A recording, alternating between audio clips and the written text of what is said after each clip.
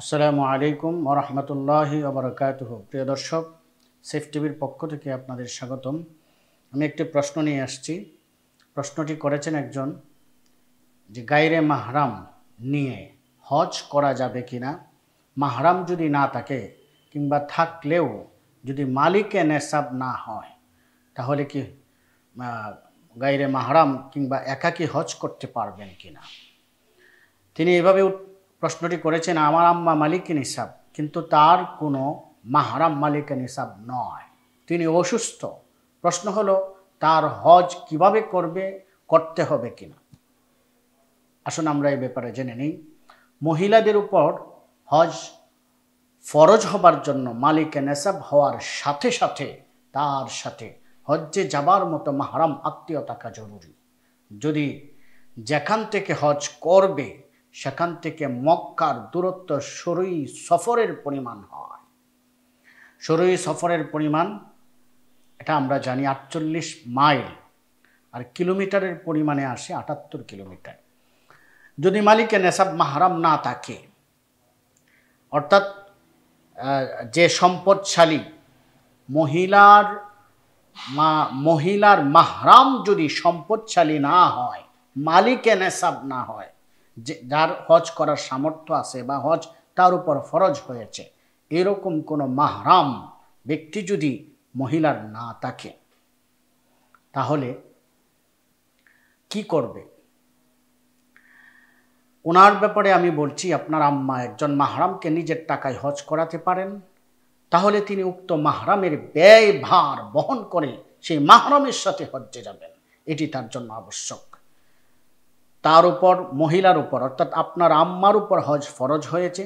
আপনার আম্মা যদি এরকম সামর্থ্যশালী হন, সম্পদশালী হন, তাহলে মাহরাম, গরিব মাহরাম যারা আছেন, যদি ধনী মাহরাম না থাকে তাহলে গরিব মাহরাম কাউকে হজ্জের টাকা দিয়ে তাকে সাথে করে নিয়ে হজ করাবেন, নিজেও হজ করবেন। কারণ যাকে সঙ্গী করে মহিলা হজ করবে তার ব্যয়ভার বহন করাও মহিলাটিরই উপর দায়িত্বভার থেকে যায়। সুতরাং আপনার মায়ের যদি আপনার ব্যয়ভার বহন করার ক্ষমতা থাকে, তাহলে আপনি যেহেতু তার মাহরাম, তাই আপনাকে সহ তার হজ করা আবশ্যক। যদি কোনো কারণে হজ্জে যেতে না পারেন, যেমন এমন অসুস্থতা যার দ্বারা তিনি হজ্জের সফর করতেই সক্ষম না বা হজ্জের আবশ্যকীয় বিধানগুলো আদায় করতে সক্ষম নন, তাহলে যিনি শুদ্ধভাবে হজ করতে পারবেন এমন ব্যক্তির মাধ্যমে বদলি হজ করাবেন।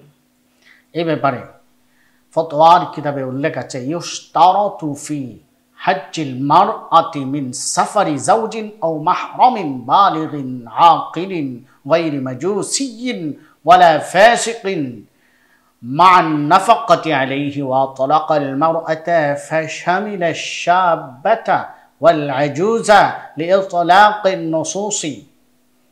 কিতাবুল হজ। সফরের দূরত্বে থাকা মহিলাদের উপর হজ ফরজ হবার জন্য মাহরাম পুরুষ থাকার শর্তটি হজ ফরজ হবার জন্য শর্ত নাকি সফরের জন্য শর্ত, এই প্রশ্নটি আমাদের মাঝে উকি মারছে। হজ করবার জন্য একাকী কেউ মহিলারা হজ করতে পারবে না, একজন মাহরাম থাকতে হবে। এই শর্তটি হজ ফরজ হইবার জন্য শর্ত নাকি অন্য কিছু আমরা জানব। এটা হলো সফরের জন্য শর্ত, হজ্জের জন্য শর্ত নয়।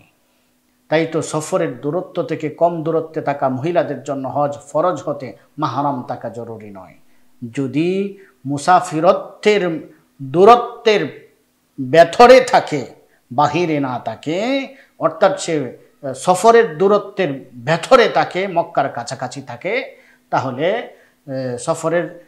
সফরের দূরত্ব 88 কিলোমিটার পরিমাণ দূরে যে সকল মহিলারা বসবাস করে, যেমন বাংলাদেশি মহিলা, তাদের উপর হজ আদায় করা ফরজ হয় না মাহরাম না থাকলে। কিন্তু হজ্জের অন্যান্য শর্ত পাওয়া গেলে মূল হজ তার উপর আবশ্যক হয়, কিন্তু আদায় করা ফরজ হয় না। যখন তার জন্য মাহরাম পাওয়া যাবে, যদি মাহরাম হজ ফরজ হয়েছে বা সামর্থ্য আছে এরকম মাহরাম পাবে, তখন তাকে নিয়ে হজ করবে। অথবা সে যদি অধিক সম্পদশালী হয়, তার সম্পদের মাধ্যমে কোনো মাহরামকে হজ করাবে তার টাকায় এবং সে হজ করবে। এ ব্যাপারে ফতোয়া হিন্দিয়াতে উল্লেখ আছে, অমিনহাল মাহরামু লিল মারআতি শাবাতা কানাত আও আজুজান ইযা কানাত বাইনাহা ওয়া বাইনা মাক্কাতা মাসিরাতু সালাসাতি আইয়ামিন হাকাযা ফিল মুহিতি ওয়া ইন কানা আকাল্লা মিন যালিকা হাজ্জাত বিগাইরি মাহরামিন কাযা ফিল বাদাঈ। ফতোয়া আলমগীরিয়া এবং ফতোয়া হিন্দিয়াতে কথাগুলো উল্লেখ রয়েছে। মহিলাদের জন্য সফরে শর্ত হলো মাহরাম পুরুষ সঙ্গী হওয়া।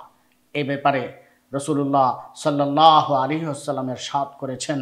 হযরত ইবনে ওমর রাদিয়াল্লাহু তাআলা আনহু থেকে বর্ণিত, তিনি বলেন, রাসূল বলেছেন, মাহরামকে সঙ্গে না নিয়ে কোনো নারী 3 দিন দূরত্বের পথে সফর করবে না। সহিহ বুখারী শরীফের 1086 নম্বর হাদিস এবং সহিহ মুসলিম শরীফের 1338 নম্বর হাদিস। হযরত আবু সাঈদ খুদরি রাদিয়াল্লাহু তাআলা আনহু থেকে বর্ণিত, তিনি বলেন, রাসূল করিম সাল্লাল্লাহু আলাইহি ওয়াসাল্লাম বলেছেন, যে নারী আল্লাহ এবং আখিরাতের প্রতি বিশ্বাস রাখে তার জন্য নিজের বাবা, ছেলে, স্বামী, ভাই বা অন্য কোনো মাহরামকে সঙ্গে না নিয়ে 3 দিন বা ততোধিক দূরত্বের পথ সফর করা বৈধ নয়। সহিহ মুসলিম শরীফের হাদিস 1340 নম্বর হাদিস। এসব হাদিস থেকে স্পষ্ট প্রমাণিত হয় যে মাহরাম ছাড়া হজের মতো সফরেও বের হওয়া যাবে না। আর এত সুস্পষ্ট হাদিস থাকার পর এখানে ভিন্ন কোনো যুক্তি ধার করানো বাঞ্ছনীয় নয়। এমনকি বুখারী শরীফের এক বর্ণনায় এসেছে, হযরত ইবনে আব্বাস রাদিয়াল্লাহু তাআলা আনহু নবী করিম সাল্লাল্লাহু আলাইহি ওয়াসাল্লাম থেকে বর্ণনা করেন, নবীজি বলেছেন, কোনো পুরুষ যেন কোনো নারীর সঙ্গে তার মাহরাম ব্যতি রেখে একাকী অবস্থান না করে। তখন এক ব্যক্তি বলে উঠল, ইয়া রাসূলুল্লাহ, আমি তো অমুক অমুক যুদ্ধের জন্য নাম লিখিয়েছি, ওদিকে আমার স্ত্রী হজ্জের উদ্দেশ্যে বেরিয়ে গেছে। নবী সাল্লাল্লাহু আলাইহি ওয়াসাল্লাম বললেন, ফিরে যাও, তোমার স্ত্রীর সঙ্গে হজ করো। জিহাদের মতো এত গুরুত্বপূর্ণ একটা বিধান, সেই বিধানকে সামনে রেখেও নিষেধ করেছেন স্বামী স্ত্রীকে যেন একাকী হজ্জের মধ্যে ছেড়ে না দেয়। একটা গুরুত্বপূর্ণ বিধানকে পেছনে রেখে স্ত্রীর সঙ্গী হইবার আদেশ দিয়েছেন। সুতরাং আমাদের মাহরাম পুরুষ ব্যতীত নারীরা সফরে বের হতে পারবে না। আর সফরের দূরত্ব থেকে যারা হজ করতে যাবেন তাদের জন্য হজ্জে মাহরাম ব্যতীত হজ আদায় করাটা জায়েজ হবে না, বৈধ হবে না। এজন্য আমরা যারা স্ত্রীরা হজ করব, মাহরাম ব্যতীত হজ্জে না যাই, কেননা আমি হজ করতে যাব, একটা বিধান পালন করব, আমার উপর যেটা আবশ্যক হয়েছে, কিন্তু সেটার জন্য যে সফরের শর্ত যদি থাকে, যদি সফরের দূরত্ব থেকে যদি আমরা যাই, তাহলে সফরের শর্তটা পালন করা আমাদের উপর আবশ্যক। যদি না থাকে তবে আমার উপর হজ ফরজ হবে, কিন্তু পালন করা আবশ্যক হবে না। আল্লাহ তাআলা আমাদের সকলকে আমল করার এবং বোঝার তৌফিক দান করুন। আমিন।